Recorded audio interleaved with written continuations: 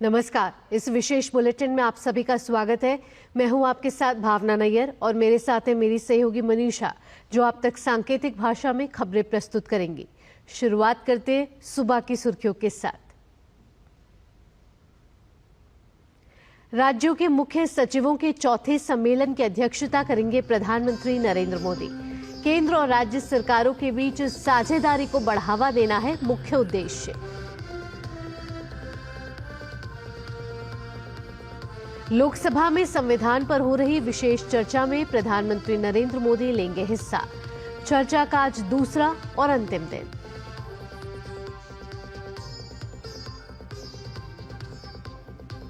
गृह मंत्री अमित शाह आज से छत्तीसगढ़ के 3 दिन के दौरे पर।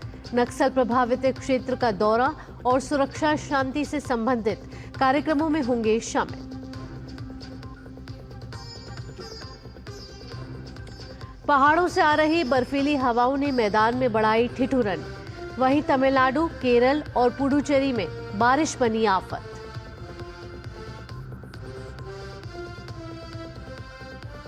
और बारिश के कारण रुका ब्रिस्बेन टेस्ट। भारत ने टॉस जीतकर गेंदबाजी का लिया है फैसला। रविंद्र जडेजा और आकाशदीप की प्लेइंग 11 में एंट्री।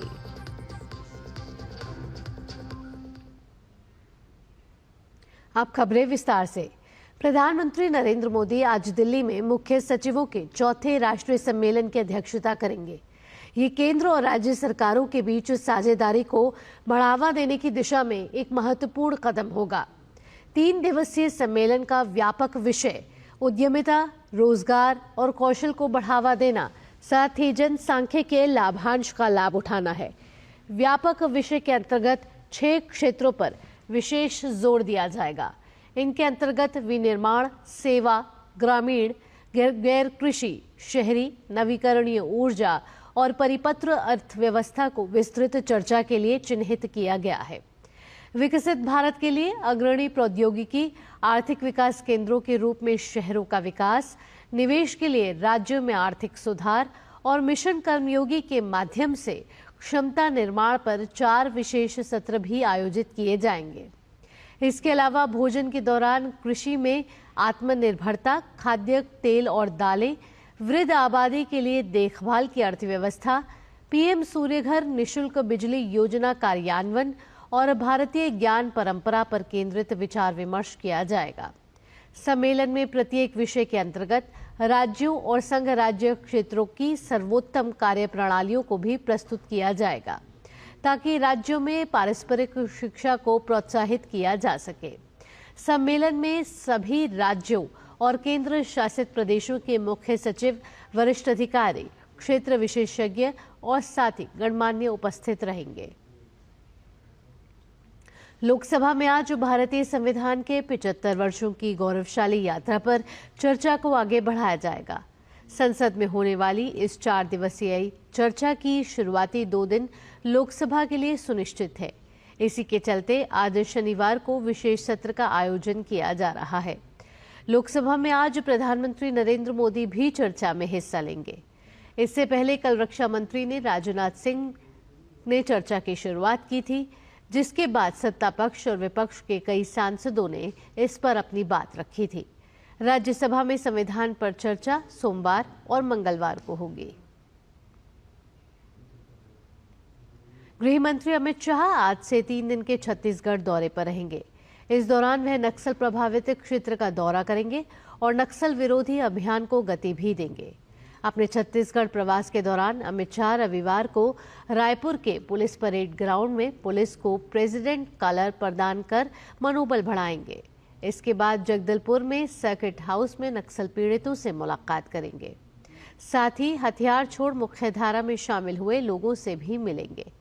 इसके अलावा अमित शाह सोमवार को बस्तर ओलंपिक के समापन समारोह में भी खिलाड़ियों से संवाद कर उनका उत्साहवर्धन भी करेंगे। वहीं जगदलपुर में नक्सल अभियानों में वीर गति प्राप्त जवानों को श्रद्धांजलि देकर उनके परिजन से मुलाकात करेंगे। साथ ही हिंसा में जान गंवाने वाले लोगों के परिवारों के साथ मुलाकात भी करेंगे। वहीं जगदलपुर में सुरक्षा कैंप का दौरा और गांव में विकास कार्यों का निरीक्षण भी गृह मंत्री करेंगे। पुष्पा 2 के प्रीमियर के दौरान महिला की मौत के मामले में तेलंगाना हाई कोर्ट से जमानत मिलने के बाद अभिनेता अल्लू अर्जुन आज सुबह हैदराबाद सेंट्रल जेल से रिहा होंगे। एक्टर अल्लू अर्जुन को कल तेलंगाना हाई कोर्ट ने जमानत दे दी थी। पुलिस ने अभिनेता को उनके घर से कल दोपहर 12 बजे गिरफ्तार किया था। स्थानीय अदालत ने अल्लू अर्जुन को 14 दिन की न्यायिक हिरासत में भेजा था। तेलंगाना हाई कोर्ट ने शाम 5 बजे अभिनेता को 4 हफ्ते की अंतरिम जमानत दे दी। जमानत मिलने के बाद भी उन्हें कल रात रिहा नहीं किया गया था। अतिरिक्त पुलिस आयुक्त ने आज सुबह रिहा करने की जानकारी दी है। अल्लू अर्जुन के वकील अशोक रेड्डी ने कहा कि हाईकोर्ट के निर्देश के बावजूद जेल अधीक्षक ने रिहाई सुनिश्चित नहीं की।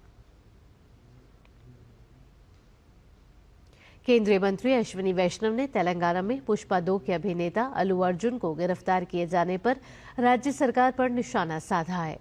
उन्होंने सोशल मीडिया प्लेटफॉर्म एक्स पर लिखा है कि कांग्रेस के मन में रचनात्मक उद्योग के प्रति कोई सम्मान नहीं है और अल्लू अर्जुन की गिरफ्तारी इसे फिर से साबित कर दिया है। संध्या थिएटर में हुई दुर्घटना राज्य और स्थानीय प्रशासन की खराब व्यवस्था का स्पष्ट मामला है।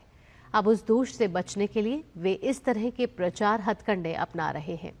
तेलंगाना सरकार को फिल्मी हस्तियों पर लगातार हमले करने के बजाय प्रभावित लोगों की सहायता करनी चाहिए और उस दिन व्यवस्था करने वालों को दंडित करना चाहिए। यह देखना भी दुखद है कि कांग्रेस के वहां सत्ता में रहने के 1 साल के दौरान यह एक आदर्श बन गया है। बढ़ते अब अगली खबर की ओर। पहाड़ों पर हो रही बर्फबारी और वहां से आने वाली बर्फीली हवाओं ने अब देश के ज्यादातर हिस्सों को ठंड की चपेट में ले लिया है। दिल्ली समेत पूरे उत्तर भारत में इस समय काफी तेज शीतलहर चल रही है। धूप निकलने के बावजूद ठंड बहुत ज्यादा है। अगले 2 दिन के लिए शीतलहर को लेकर मौसम विभाग की ओर से दिल्ली, उत्तर प्रदेश के साथ ही राजस्थान, पंजाब, हरियाणा, हिमाचल प्रदेश और मध्य प्रदेश में शीतलहर का अलर्ट जारी किया गया है।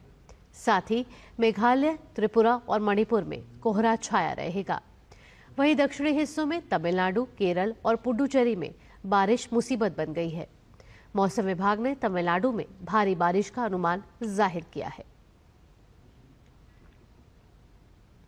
बॉर्डर गावस्कर ट्रॉफी सीरीज का तीसरा टेस्ट मुकाबला आज से ब्रिस्बेन के गाबा मैदान में शुरू हुआ। मैच में भारत ने टॉस जीतकर पहले बल्लेबाजी का फैसला लिया है। ऑस्ट्रेलिया ने बगैर विकेट खोए 24 रन बना लिए हैं।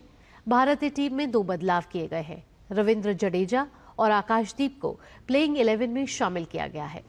इन दोनों खिलाड़ियों को हर्षित राणा और आर अश्विन की जगह पर लाया गया है।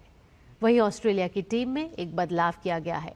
स्कॉट बॉलैंड की जगह पर जोश हेजलवुड की टीम में एंट्री हुई है। बॉर्डर गावस्कर सीरीज फिलहाल 1-1 की बराबरी पर है। सीरीज का पहला मैच भारतीय टीम ने अपने नाम किया था, जबकि एडिलेड में खेला गया दूसरा मुकाबला ऑस्ट्रेलिया ने 10 विकेट से जीत लिया था। नौसेना के नए सर्वेक्षण पोत निर्देशक को 18 दिसंबर को विशाखापत्तनम के नौसेना डॉकयार्ड में नौसेना के बेड़े में शामिल किया जाएगा। भारतीय नौसेना का यह नवीनतम सर्वेक्षण जहाज निर्देशक लगभग 3800 टन के विस्थापन वाला है और 110 मीटर लंबा है। यह समुद्री जहाज 2 डीजल इंजनों द्वारा संचालित है। भारतीय नौसेना का यह नया जहाज बेहद अत्याधुनिक हाइड्रोग्राफिक और महासागरीय सर्वेक्षण उपकरण से सुसज्जित है। सर्वेक्षण पोत परियोजना का दूसरा जहाज निर्देशक हाइड्रोग्राफिक सर्वेक्षण करने, नेविगेशन में सहायता करने और समुद्री संचालन के लिए डिजाइन किया गया है। यह पूर्ववर्ती पोत निर्देशक के पुनर्जन्म का प्रतीक है। पहले पोत को 32 वर्षों की सेवा के बाद 19 दिसंबर 2014 को नौसेना के बेड़े से विदा कर दिया गया था। इसी के साथ इस विशेष बुलेटिन में इतना ही। मुझे और मेरी सहयोगी मनीषा के साथ फिलहाल के लिए टीम को दीजिए अनुमति। खबरों का सिलसिला यूं ही जारी रहेगा। नमस्कार।